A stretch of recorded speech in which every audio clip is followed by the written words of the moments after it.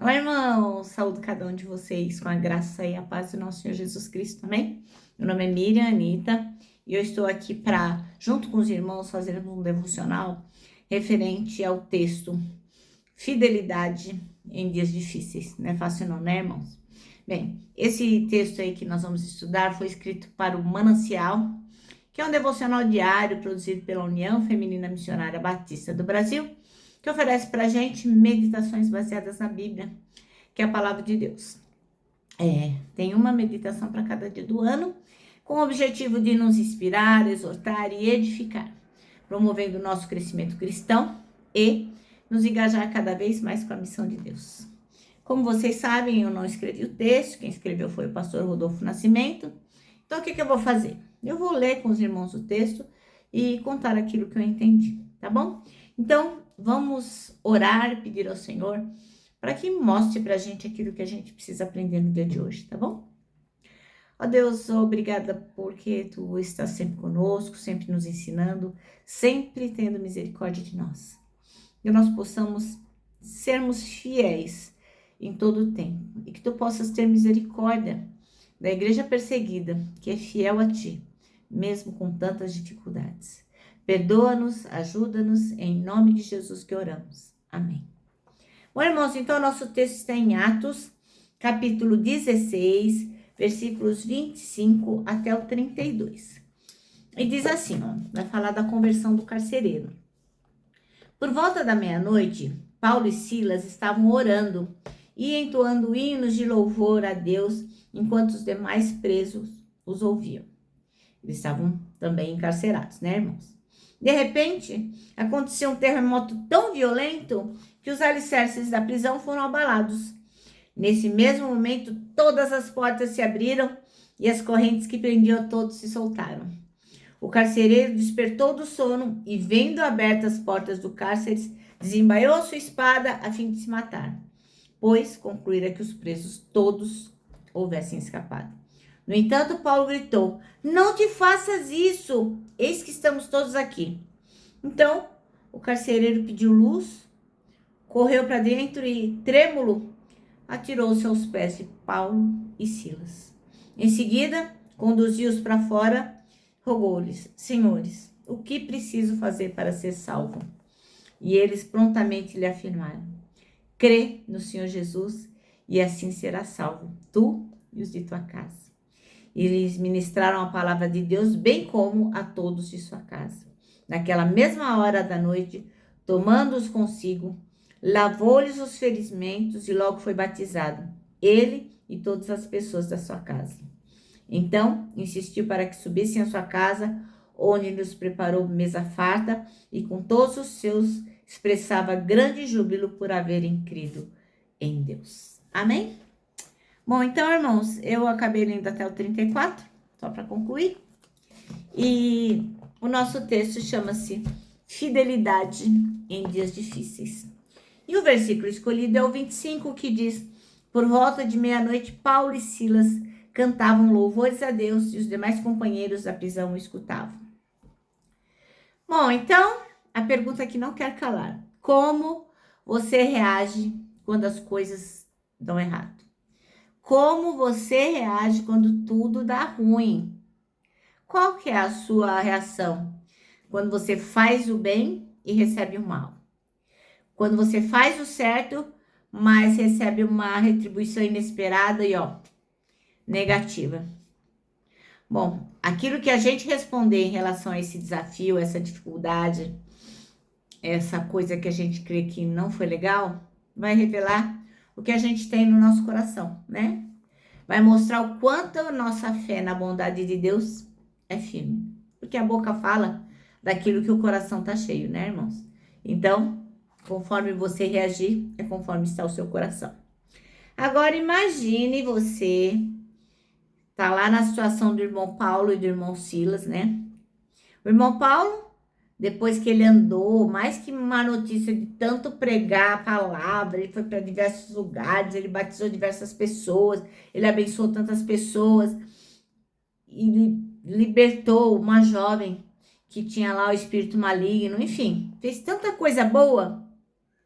Eu acho que assim como o irmão Paulo e você, a gente também esperaria ser assim bem tratado, né? Ser reconhecido por causa das boas ações. Mas o que que o irmão Paulo, o apóstolo Paulo, recebeu em troca? Ingratidão, né? Fez o bem e não recebeu a gratidão. E agora pensa no irmão Silas.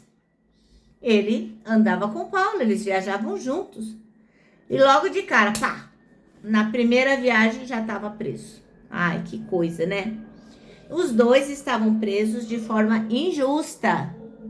Mas eles não ficaram que nem o Hard lá, aquela hiena do desenho animado dos anos, sei lá, 60 e 70. E ficaram, ó, vida, ó, não sabia que ia dar errado. Não. Eles estavam louvando a Deus, estavam até de madrugada agradecendo e louvando a Deus. E foi por causa de eles estarem lá na prisão que o carcereiro teve a vida dele totalmente transformada, assim como as pessoas da família dele. Porque se o irmão Paulo e o irmão Silas não estivessem lá, ele não teria passado por essa transformação. E tem um homem também, da época do nazismo, chamado Dietrich Bonhoeffer, eu não sei se eu vou ler certo, Bonhoeffer. Ele morreu em 1945. Ele era um pastor luterano, ele fez parte da reserva contra o nazismo, e ele era muito atuante, muito temente a Deus. E ele, quando ele foi preso, ele repartia a comida dele com os outros presos que passavam fome. E por causa desse Dietrich Bonhoeffer, muitas pessoas foram transformadas ao verem um cristão reagindo com tanta piedade, com tanta fidelidade, numa prova tão dura, né? Numa situação tão dura. Inclusive, eu quero ler para vocês, a história dele virou um filme, chama O Agente da Graça. Se um dia vocês tiverem curiosidade, leiam lá, O Agente da Graça. E eu quero ler para vocês o que o médico escreveu a respeito dele na hora que ele estava indo para morrer, né? Diz assim, ó. Ai, caramba, cadê? Em 55, o médico do campo de concentração, Hermann Fischer Strunk, relatou o fato seguinte. Você vê aqui, tem o nome do homem, se você procurar lá na internet, você vai achar. E ele relatou o seguinte: através da porta entreaberta em uma sala dos barracos, eu vi o pastor Bonhoeffer, antes de vestir o seu uniforme de prisão, ajoelhar-se no chão para orar a Deus com fervor. Fiquei profundamente tocado pelo modo com que este homem amável orava, tão devoto e seguro de que Deus ouvia sua oração. No lugar da execução, ele disse outra breve oração e depois subiu os degraus para o patíbulo, o corajoso composto. A sua morte, ele morreu enforcado, se seguiu depois de poucos segundos. Nos quase 50 anos de profissão médica, eu nunca tinha visto um homem morrer tão totalmente submisso à vontade de Deus. Olha só, né, irmãos? Um exemplo, nós estamos falando aqui, ó, 1955.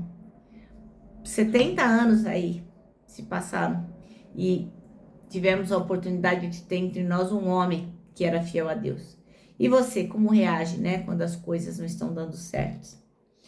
Então, a forma como a gente responde às situações difíceis e injustas vai revelar como está a nossa esperança no Altíssimo, a nossa esperança em Deus. É por isso que a gente deve louvar a Deus em qualquer situação, em prisão, em doenças, em perdas, em decepções, em traições, temos que louvar a Deus sempre. É por isso que a gente pode louvar a Deus, porque Deus, em sua sabedoria, ele usa a nossa esperança para produzir nos outros a fé que o salvará. Então é uma grande responsabilidade para nós não murmurarmos, não fazermos, ficarmos reclamando a respeito daquilo que estamos passando, porque aquilo que nós estamos passando vai produzir nos outros a fé que vai levá-los à salvação de acordo com a resposta que nós dermos. Amém? Bom, nosso manancial termina assim, ó. A forma como respondemos às situações difíceis e injustas revela onde está a nossa esperança. Onde é que está a sua esperança, irmão? Bom, vou terminar aqui deixando meu abraço de urso, ó. Lembrando que para nós que cremos que temos que ser fiéis em dias difíceis, para nós o abraço dá super, mega certo. Quero que vocês também se lembrem e repitam comigo o versículo do ano, que é 1 Tessalonicenses 5,9, que diz: porque Deus não nos destinou para ira, mas para recebermos a salvação por meio de nosso Senhor Jesus Cristo. Agora sim, agora eu me despeço com a frase do ano, que é, ó, não tema. Deus já está lá.